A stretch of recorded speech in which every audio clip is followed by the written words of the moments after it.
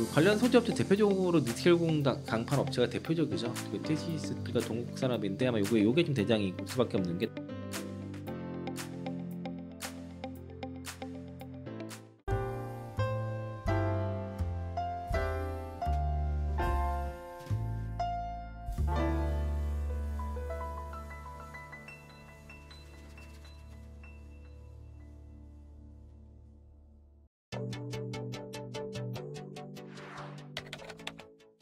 이차전지 소재 쪽의 상황을 보면은 지금 아까 좀 말씀드린 이 그래프거든요. 이게 지금 북미 탄산리튬 가격은 이렇게 지금 횡보하다 올라가고 있다는 거죠. 근데 중국 탄산리튬은 미국의 그 관세 부과 시점부터 급격하게 좀 떨어지고 있다는 거예요. 그래서 이런 상황에 지금 디커플링이 지금 일어나고 있는 것이고, 앞으로 이런 현상은 대부분의 이제 그 광물 가격에서 이게 벌어지게 될 겁니다. 지금 중국을 배제하면서 국내 업체만 쓰기 때문에 모자르게 돼요. 전구체부터 해서 동바 웬만한 소재들은 상당한 쇼테지에 직면할 가능성이 상당히 높다고 볼 수 있겠고요. 지금 5월달에 양극재 코멘트를 보면은 요거 이제 하나투자증권 자료고요. 그 양극재 수출 가격은 그 전월 대비해서 0.6% 증가를 했고요. 상승했고 13개월 만에 반등을 했다는 거죠. 지난 3월 이후에. 그리고 6월달 잠정치도 한 2.3% 연면값으로 반등세를 이어가고 있는데, 그래서 이제 양극재 가격은 2분기까지 한 10에서 15% 하락을 하겠지만은 3분기부터는 그냥 반등 또는 보합 정도로 인해서 이제 하반기에 양극재 업체들 수익성 개선 예상이 된다라고 얘기를 하고 있고, 다만 이제 2분기는 대체로 양극재 업체들은 컨센서스 하회 가능성이 높기 때문에 이런 상황에서는 그 실적 발표 시즌까지는 이런 양극재 기업들 주가 반등은 좀 쉽지 않을 거예요 같아요. 그러면은 하반기까지 제가 그러니까 실적 발표가 이제 3분기 한 7월 중순 정도, 그러니까 8월 중순까지니까, 그러면은 그때까지 쉽게 바로 반등하지 못할 가능성이 좀 있어 보이거든요. 그렇게 되면, 그러니까 좀 이쪽으로 계속 갖고 계신 분들은 힘든 시간이 좀 아직은 좀 더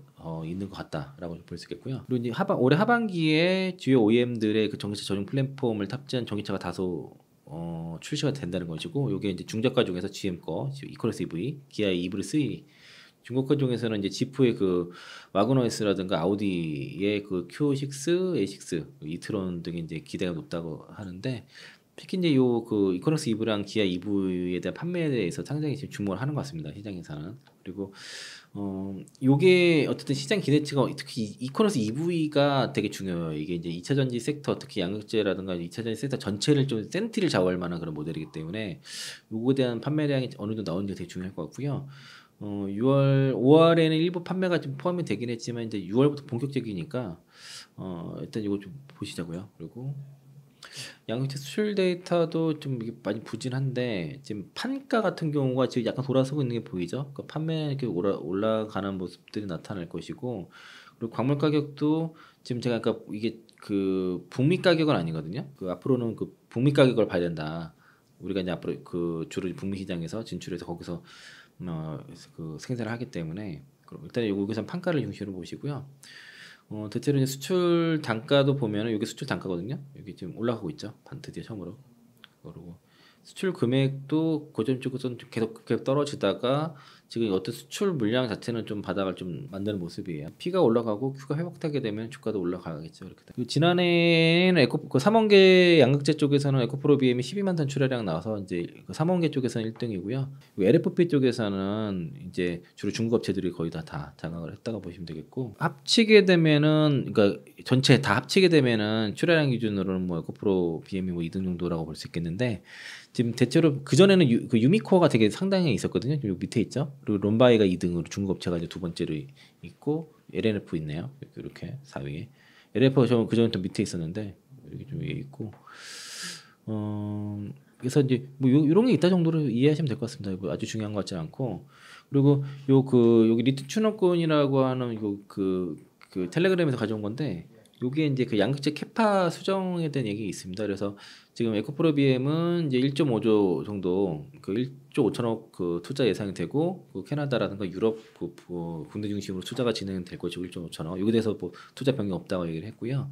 그리고 투자 속도가 조절에 대한 얘기가 검토가 있는데 일단은 현재는 에코프로 BM이 좀 보수적으로 좀 얘기를 하는 것 같아서 아직까지는 결정된 거 없어가지고 그러니까 27년도 70만 톤 캐파가 지금 변하진 않았어요. 근데 여기에 대한 수정의 가능성은 여전히 있는 상황이라서 다음 실적 발표할 때라든가 다음 컨퍼런스 콜에서 이제 에코프로 BM의 그 캐파 고정 일정의 변화가 이렇게 어디 있는지는 좀 확인해야 될 것 같아요. 그게 확실하게 정해지고 나면은 이제 회사에 대한 어떤 그 불확실성도 해소가 되고 그리고 밸류에이션도 명확하게 할 수 있을 것 같은데 지금은 이게 기계에 약간 불확실성이 있어가지고 거기에 맞춰서 밸류에이션을 딱 하기가 좀 어려워요 현재는. 포스코피체엠도 연내 어떤 공격적인 투자 집행 예정이고 2.8조 정도 투자 예정이라 하거든요. 그래서 일단 포스코피체엠 좀 더 공격적으로 하는 모습이고요. LNF가 지금 현금률이 좀 많이 떨어지는데 일단은 아마 추가적인 그 사업을 하게 되면 자금 조달이 좀 이슈가 있을 것 같아요. LNF는. 이때까지 확정된 바가 없는 상황이고 LG화학은 어쨌든 지난해 캐펙스 투자 3조 4천억인데 올해 4조 원래 투자하기로 했었는데 이게 아마 매년 그 4조 규모로 캐펙스 투자가 3년간 진행될 건데 외부 조달 해야 될 것 같습니다. 외부 차입이 필요할 것 같고 엔솔 지분만 어떻게 블록들이 잘 팔 수도 되게 타결이 될 수도 있는데 일단 뭐 최근에 무산됐다는 얘기가 좀 있었죠. 지금 지난해 이제 필름 사업을 매각했거든요. 근데 이런 사업 포트폴리오 조정이 좀 있을 수도 있습니다. LG화학은. 그래서 이제 대체로 이제 어떤 4조 정도에 대한 투자 가이던스 유지하지만은 이걸 넘지는 않을 거로 보고 있어서 일단 대체로 이제 그 아직까지는 지금 자금 이슈가 없고 오늘 그리고 엘코브로 BM이 뭐 사모펀드 뭐 일부 그 FI 만나서 뭐 3조 자금 조달 이슈 있다고 하는데 이게 사실 무근이라고 하거든요. 이분이 전화를 해봤대요. 예, 그 FPN 자금 담당 IR한테 전화해가지고 확인한 바로 사실 무근이다라고 확인했다고 합니다. 원통 배터리 관련 종목들은 뭐 배터리 기업 중에서는 엔솔, SDI, 금양 뭐 이렇게 있고 이제 관련 이제 밸류체인 뭐 니켈 동원 만들어 그러니까 원통이 캔 만드는 회사들 그래 소재 들어가는 업체들이 있는데 일단 원통인 배터리 자체가 예전에는 그 에너지 밀도라든가 주행 거리가 중요해질 때는 파우치가 좀 대수였어요. 꽉꽉 넣어서 주행 거리가 길게 가는데 그 뭐 CTU 그러니까 그 셀투팩이라든가 이런 것들이 나오면서 이제 좀 더 주행 거리 배터리 많이 넣게 되니까 무거워도 어떤 주행 거리가 더 늘어나게 되잖아요. 그러다 보니까 에너지 밀도 외에도 좀 그 그러니까 싼 차 싸거나 그리고 안정성에 대한 것들도 많이 요구되고 특히 유럽 쪽에서 그걸 많이 요구를 해요. 그 열화, 그 발화, 그러니까 열폭주 현상을 제어하는 건데 이게 열폭주 현상이 그 파우치에서 좀 많이 일어나요. 이게 좀 더 힘해서 그래서 요거로 인해서 지금 등장한 게 원통 배터리가 그러면서 이제 각광을 좀 받기 시작했고 그리고 이 원통 배터리 같은 경우가 이런 식으로 구성되어 있습니다. 이 안에 이제 그 말듯이 말려가지고 그 양극판, 분리막, 음극판 이렇게 겹쳐 있는 상태로 이렇게 젤리롤 형태로 이렇게 많은 거 이게 젤리 롤 케이크 닮았다 해서 젤리 롤이라고 한 거거든요. 이런 식으로 이제 구성이 되어 있고요. 1세대가 이제 1865 그리고 2세대 2170 그 4680 배터리로 이런 식으로 이제 지름 높이가 이렇게 이렇게 이걸 따온 거예요. 대체로 그래서 차량 이렇게 되면은 차량 한 대당 들어가는 셀 수가 줄어들게 되죠. 크기가 이 많은 셀을 막 박아가지고 이게 좀 달라지는 것이고 에너지 밀도도 그렇게 개선이 되겠고 에너지 용량은 커지고 그런 거죠. 그래서 비용이 무엇보다도 이렇게 대량 양산을 하게 되면 비용 절감이 확연히 된다는 겁니다. 그게 있고요. 그 엔솔과 SDI 쪽의 그 46 시리즈는 올해 이제 8월 달이죠. 오창 공장에서 시생산이 진행돼서 제일 빨라요. 그리고 SDI는 이제 지난해 4분기 고객사에 샘플 공급을 했고 양산은 26년도나 되는 건데 엔솔은 올해 그 오창 공장에서 시상자 마더 팩토리에서 시상자를 하고 미국 그 25년도 말에 이제 미국 애리조나에서 양산 시작돼서 쭉 이렇게 가는 거거든요. 이게 확실히 빠르죠 여기가. SKO는 아직 원통 배터리에서 뭐 구체적인 그런 계획을 발표하진 않았어요. 그러니까 우리도 할 수 있다라고 정도로 나왔는데 아마 그 각형이랑 파우치 쪽 위주로 하지 않을까 싶고 그 관련 소재업체 대표적으로 니켈공 강판 업체가 대표적이죠. 그 TCS가 동국산업인데 아마 요게 좀 대장일 수밖에 없는 게 당분간 독점 있게 그렇고요.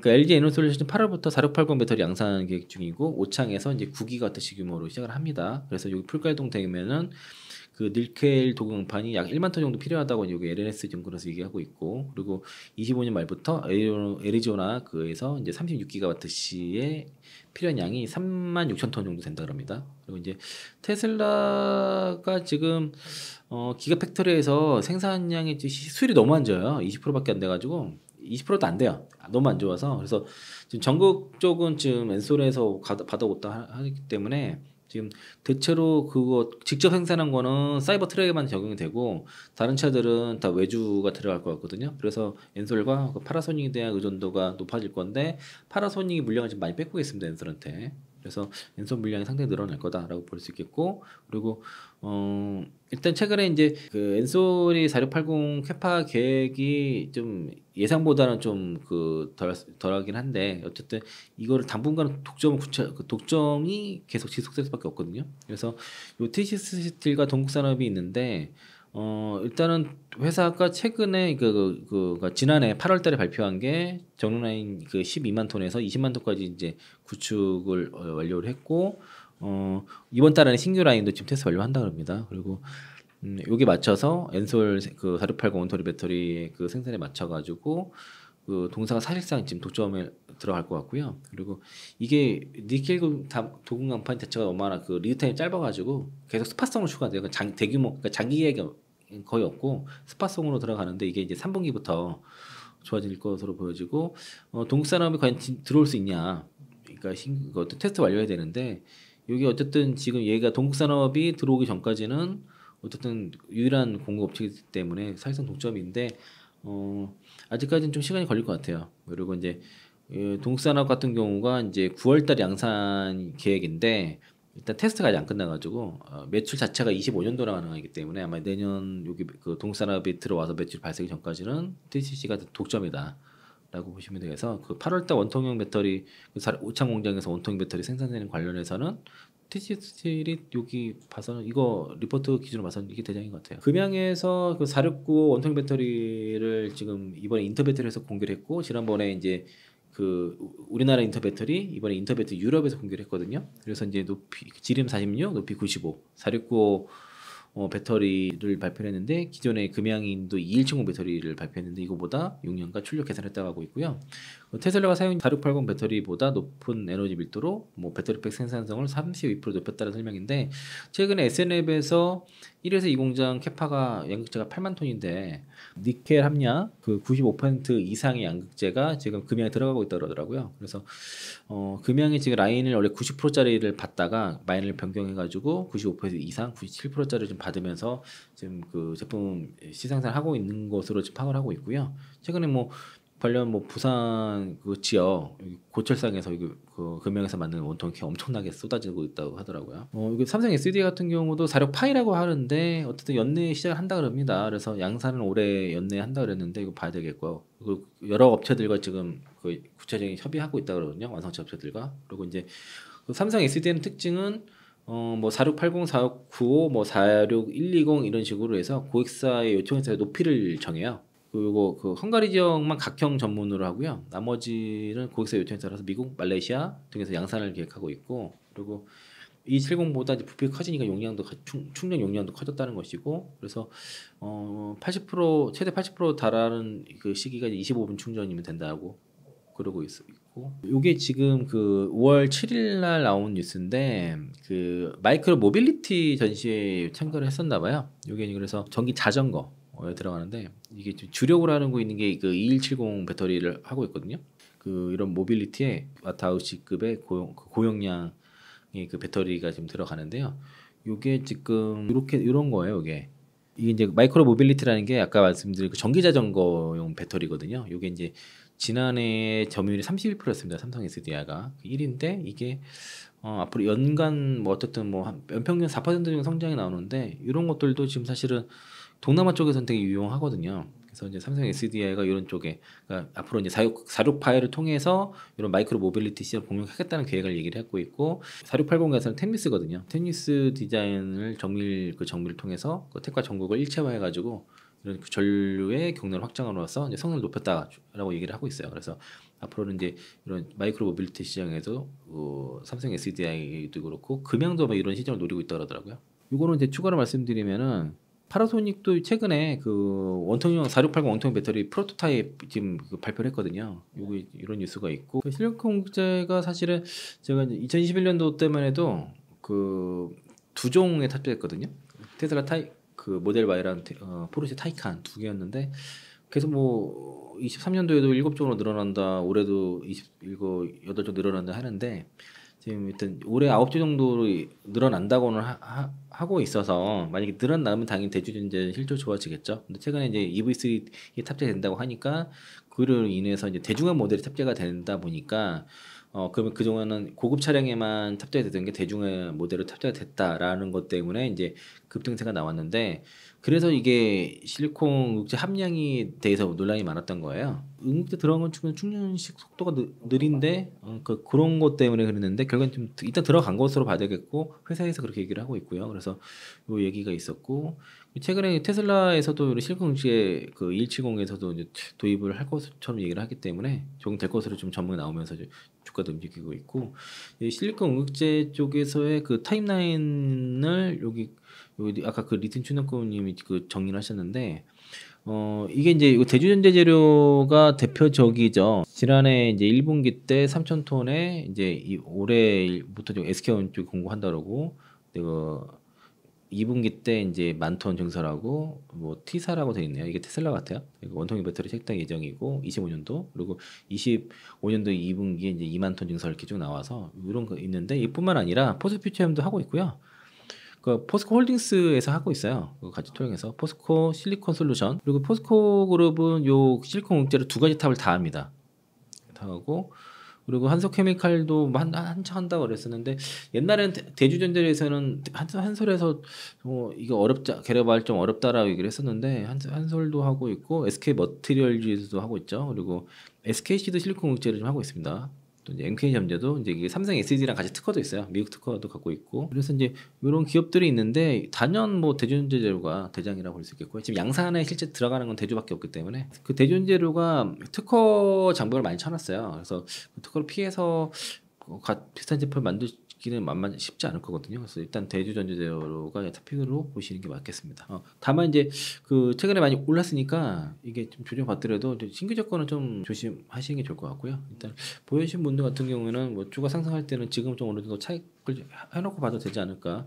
뭐 업사이드는 더 있다고 보고 있는데 단기적으로 많이 올라왔으니까 뭐 매수 관점에서는 좀 보고 있지 않습니다. 뉴스 제가 가져와봤는데 중앙일보 6월 일자 기자인데 아까 이제 조작 공장 아까 설명 좀 드렸었고 앞에서 여긴 10월달에 그러니까 10월달에 조기 가동된다고 말씀드렸지 않습니까? 내년 1분기인데 첫 차가 이제 아이오닉 5예요. 그래서 이제 그 어쨌든 동사 현대차 그룹의 그 메타플랜프 아메리카에서 나오는 10월달 조기 출시되는 이 차가 아이오닉 5고 이게 SK온 걸 쓰이는 거죠. 그리고 이제 향후에 이제 아이오닉 5를 시작을 해가지고 현대기아차의 그 제니스 브레드 6개 차종이 생산될 계획이고요. 연간 30만 대에서 최대 50만 대 계획을 잡고 있는 상황이라서 일단 당장은 일단은 지금 그 배터리 1공장 그러니까 배터리 공장 자체가 지연돼서 당장은 일단 헝가리 공장 SK 헝가리 공장에서 일단 받고서 이제 그 이후에 그 조제 공장에서 이제 아마 그 배터리를 받을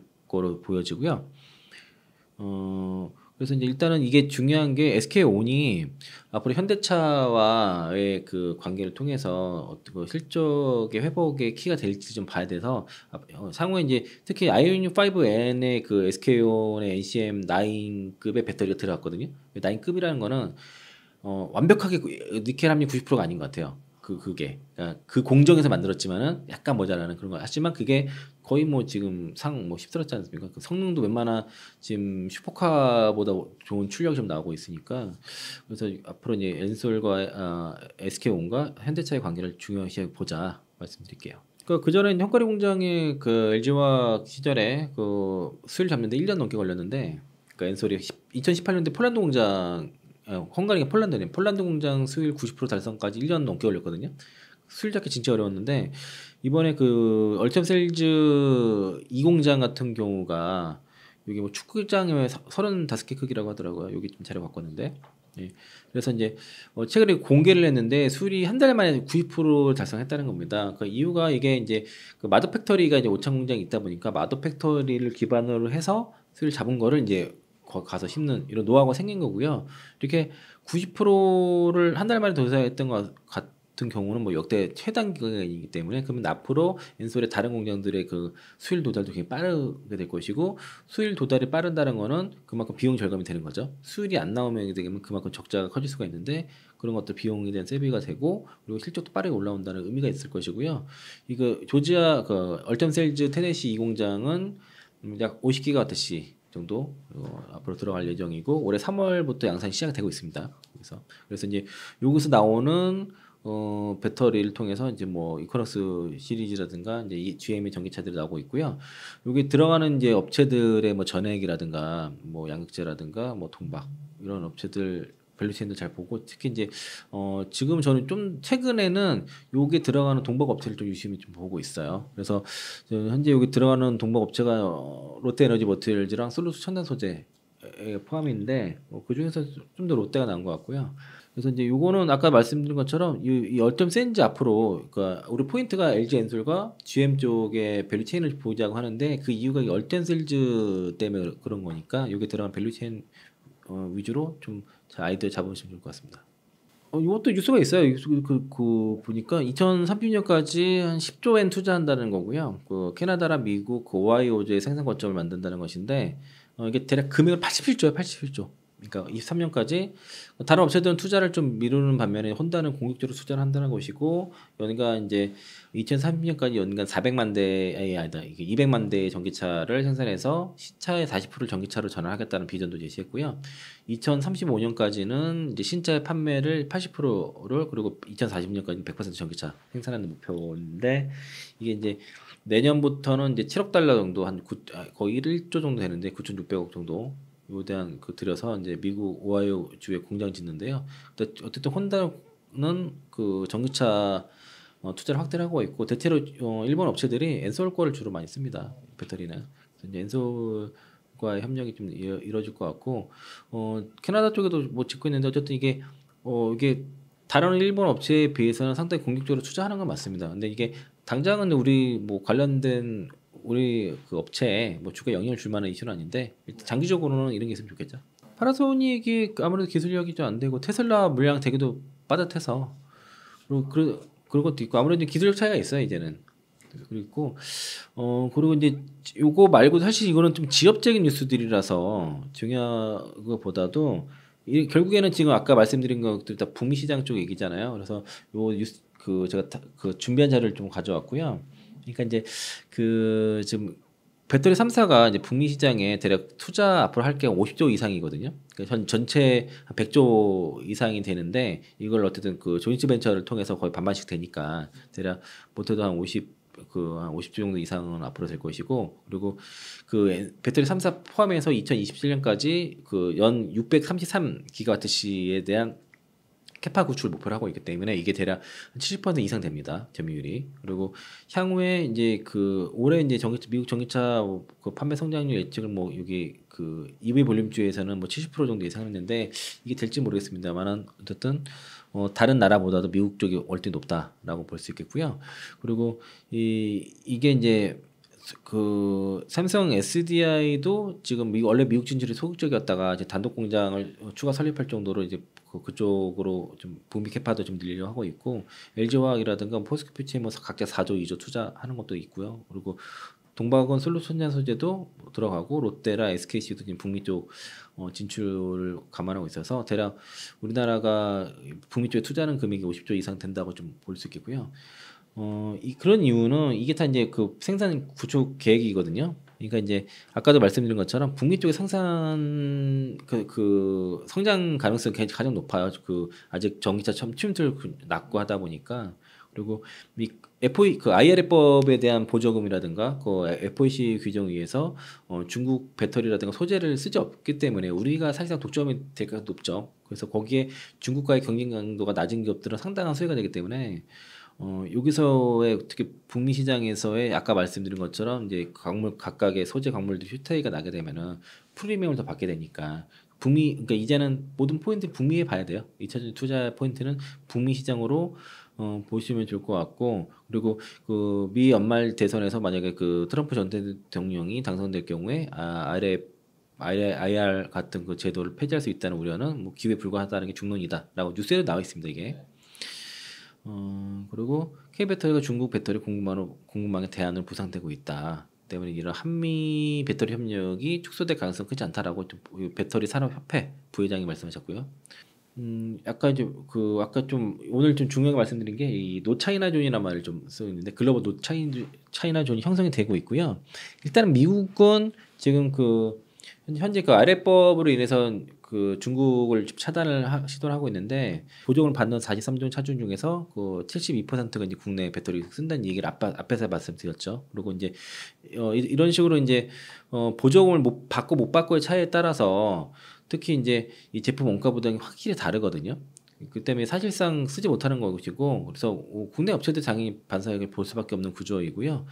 그리고 이제 그러니까 아까 50조 투자해가지고 633기가와트씩 이제 캐파 구축하려는 것이고 일단은 중국과 뭔가 파가 붙게 되면은 문제가 항상 벌어지는데 이런 경쟁을 막아준다는 것이고 일단 중국 업체들의 가격 경쟁을 떨어뜨려 주는 게 이런 미국에서 해주는 역할이기 때문에 상당히 좀 우리한테는 중요한 부분이고 또 장비 같은 거는 국내 업체가 또 잘해요. 장비 쪽 부담이 덜해서 앞으로 이제 이러한 그 성장률 연평균 21년부터 26년까지 연평균 12%의 이제 그 미국 자동차 배터리 시장 규모가 성장 예상이 된다 이런 자료도 있고 이게 다 해서 600 여기 한국 업체들 이거 다 해서 633기가와트시고요. 대략 70% 이상의 전무가 예상이 됩니다. 일본 파나소닉은 추가 증설이 아마 좀 얘기하는 게 좀 그 적극적으로 안 하고 내수 위주로 그 간다는 얘기가 좀 있고요. 자꾸 이제 엔솔한테 뺏기고 있어서 그런 문제가 있고 테슬라 기가팩토리 그 설립하는 것도 이게 되게 느리죠. 지금 수율 도달하는 게 수율이 되게 안 좋은 상황이라서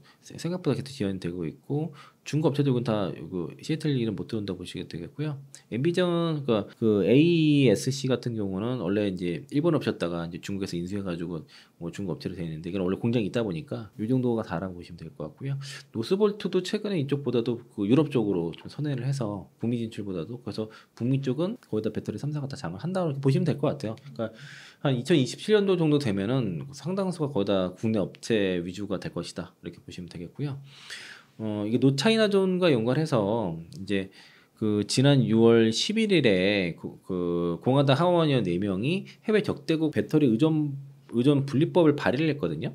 그 국토안보부가 중국의 본사를 둔 6개의 기업이 있어요. 업체들의 배터리를 조달을 못하도록 하는 법안을 발의를 했는데 이게 이제 가능성이 높다는 거죠. 어제 나온 뉴스가 이게 지금 또 보면은 그 중국산 배터리 조달 금지 추진 나와 있잖아요. 그래서 이제 이 초당적인 지지를 받아서 통과할 가능성이 높은 것으로 알려졌다는 거예요. 이 법이. 그리고 이 6개 기업이 뭐 시애틀, 비아디, 그 엔비전, 아까 그 엔비전 보였죠. 그리고 EV 에너지, 고션 하이테크 등등 이렇게 있는데 이 6개 중국의 본사가 있는 6개 배터리를 미국 내에 조달하지 못하게 하는 게 차단하는 게 그 핵심이고 그리고 이 2달 동안에 미국 국토안보부와 협력해서 개발을 했다 이 법안을 개발했고 그리고 이제 국토안보부와 거의 모든 의견을 통합을 했다는 거예요. 그래서 사실상 이제 요런 핵심 이 영향에 대한 보고서는 제한되는 중국산 배터리 조달 금지의 잠재적 영향에 대한 보고서는 몇 달 안에 나온다라고 볼 수 있겠고 그 유튜브 투마로우님이 투자의 모든 길 여기서 그 영어 원문을 번역한 거에서 정리를 했는데 적대국 대외 국가의 배터리로부터 분리 법안에서 좀 정리를 했는데요.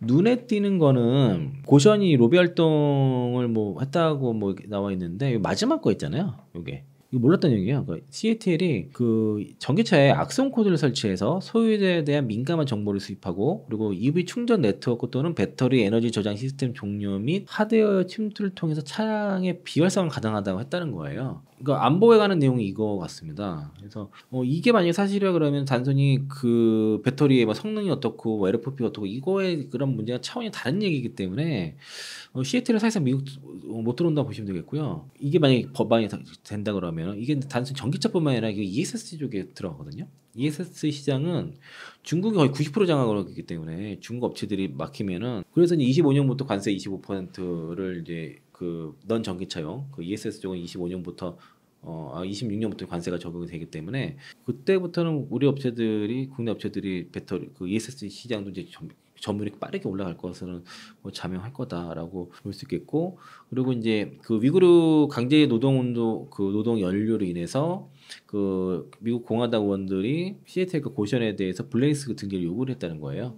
그래서 이 관련된 고시원이라든가 뭐 폭스바겐, 포드는 뭐 논평을 거부했다고 하는데 시애틀은 허구라고 했지만은 실체가 다 있죠. 뭐 시애틀이 2대 주주로 있는 업체가 중국 그 신장 위구르의 리튬 그 강사를 또 가지고 있습니다. 그래서 그거 관련된 내용이 있고, 그래서 이 얘기 나오면서 그 시애틀 주가 막 연일 급락하다가 최근에 약간 반등 좀 나오는 그런 정도라고 보시면 되겠고요. 고시원 같은 경우도 지금 미국 주주 자꾸 시도하려고 하는데 이런 거 등록이 되면은 좀 어렵지 않나.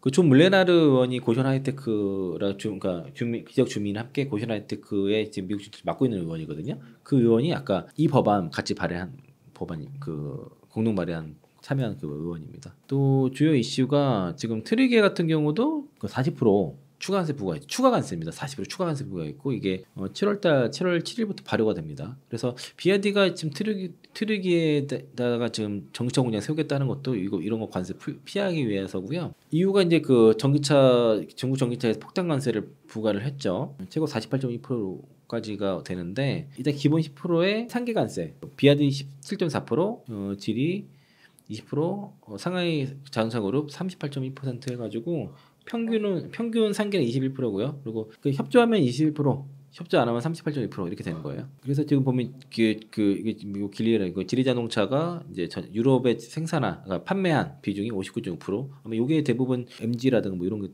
그 상하이 그룹 MG라든가 이런 게 들어갔고 주로 이제 중국 차이지만은 브랜드 자체는 이런 유럽 거인 이런 것들이 많이 들어가는데 그러니까 지리랑 상하이가 보면 거의 대부분이잖아요. 근데 관세는 이 둘이 이게 제일 많죠. 상하이 자동차 그룹 그 길리가 많잖아요, 그렇죠? 그리고 비아디는 좀 4%밖에 안 돼요. 비아디가 많은 것처럼 보니 실제로 들어간 건 얼마 안 됩니다.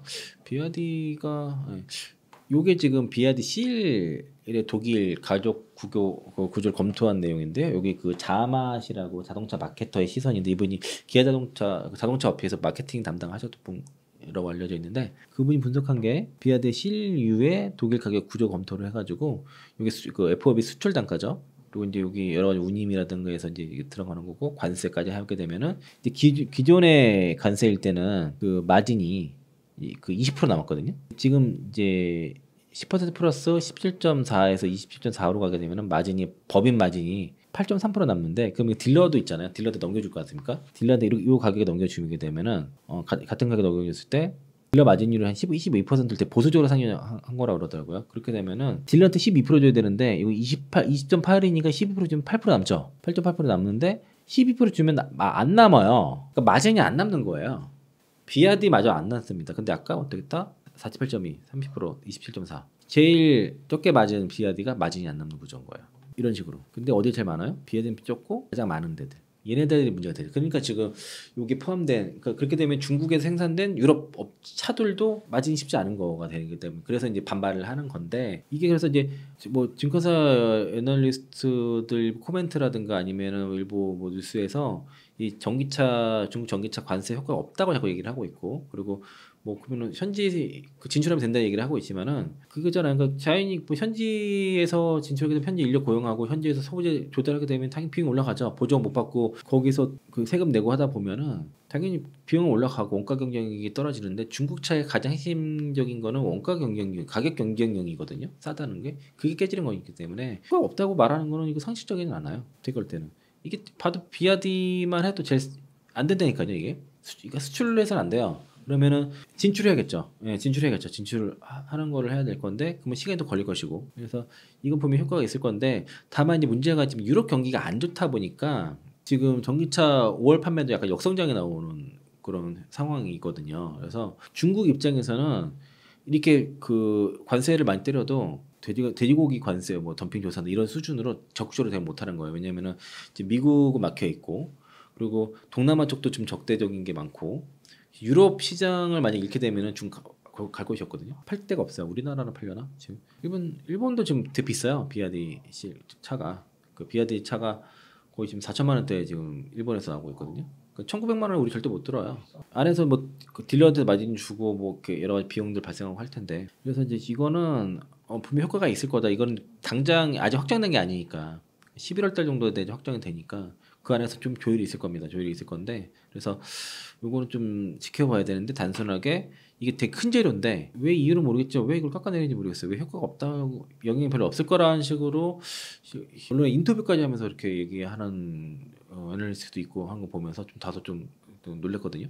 투자를 하실 때 지금 요거 제가 자주 방송마다 가져오는 편인데 이게 약간 주목되긴 했는데 대체로 양극재, 뭐 신도전재, 그 동박도 있고 그리고 알바 쪽에는 전액들 기업들 있죠. 전액들 기업도 있고 뭐 전액들 쪽도 있는데 이런 이제 그 전구체 기업도 있네요. 그 대체로 이제 대표하는 기업들이니까 이 안에서 풀을 좀 찾아보시고 그리고 이거 말고도 이제 예를 들면은 뭐 엔캠 있으면은 엔캠의 소재를 뭐 납품하는 기업들 그러니까 이게 내재가 어떻게 되는지에 대한 것도 잘 찾아보시고요. 이런 기업들 같이 전체적으로 이제 본인이 픽을 해서 뭐 5개 이상 정도 투자하시면 좋을 것 같고 다만 이제 최근의 흐름이 이런 양극재라든가 셀 쪽보다도 좀 작은 쪽 기업들 쪽으로 좀 수급이 이동하는 거는 이게 어쩔 수 없는 상황인 것 같아요. 그래서 너무 이제 대형주 위주만 투자하시는 분들은 좀 일부 좀 포트 조절은 좀 일부 필요하다 정도로 좀 받아들이면 좋을 것 같은데 이게 이제 이렇게 얘기한 지가 벌써 지금 한 달이 넘었거든요.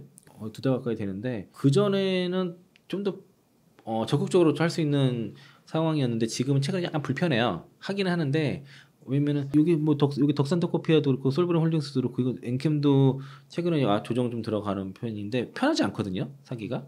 그러니까 뭐 얼마나 남은 이걸 떠나서 많이 조정 대비 올랐기 때문에 심리적으로 편하지가 않아요. 같이 그 움직이지 않을 때는 좀 갈아타도 되는데 갈아탈 종목은 올라가고 그렇지 않은 종목은 자꾸 떨어지는 못 가다 보니까 선도 못 하는 경우들이 있어서 근데 이제 본인이 장기 투자를 생각했으면 그대로 가더라도 근데 그게 안 된단 말이에요. 안 되는 분들은 조정이 필요한 것이고 나는 괜찮아. 나 26년까지 할 수 있어. 뭐 27년까지 할 수 있어. 하는 분들은 상관없어요. 근데 그렇지 않은 분들이 지금 분들은 장기 투자를 하려는 자기 성향과 맞지 않는 분들은 적당히 투트랙을 하시고 그렇지 않은 분들은 뭐 가보시고 이렇게 하시면 좋을 것 같습니다. 지금 저도 이제 고객분들의 이제 성향에 따라서 그 성향에 따라서 지금 포트폴리오를 좀 조절을 해드리고 있는 상황이고요. 그리고 그 아까도 말씀드린 것처럼 그 종목별 섹터별 밸류에이션을 해보시는데 이 2차전에 투자하시는 분들은 그냥 하시면 안 되겠고 이 밸류체인을 꿰고 있어야 돼요.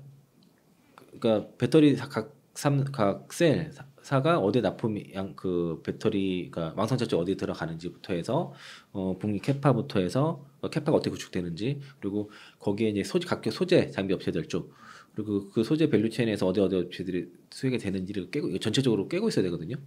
그 표를 갖고 있어야 되고 거기서 내가 어디 쪽에 투자를 하면 좋겠다라는 것들을 가지고 있기 때문에 그래서 그걸 가지고 그리고 그 회사의 업사이드가 얼마나 남아있는지를 반드시 체크를 하셔야 됩니다. 그래서 업사이드가 많은 종목 위주로 포트를 구성하시는 게 좋을 것 같고요. 그리고 지금은 그러니까 업황 자체가 다 완전 회복해서 가려고 그러면 시간이 걸려요. 그렇기 때문에 당장의 양극재라든가 리튬 종목들은 지금 좀 당분간은 그 2분 실적 발표 다 끝나기 전까지는 좀 당장은 못 올 가능성이 좀 있기 때문에 뭐 인내를 하시거나 아니면 좀 그 변경 정도는 해보시면서 보고 그리고 나중에 하는 쪽에서 수익 많이 나서 다시 살 수도 있는 거니까 뭐 적절한 조절은 필요하다 의견 드리겠습니다. 네, 고맙습니다.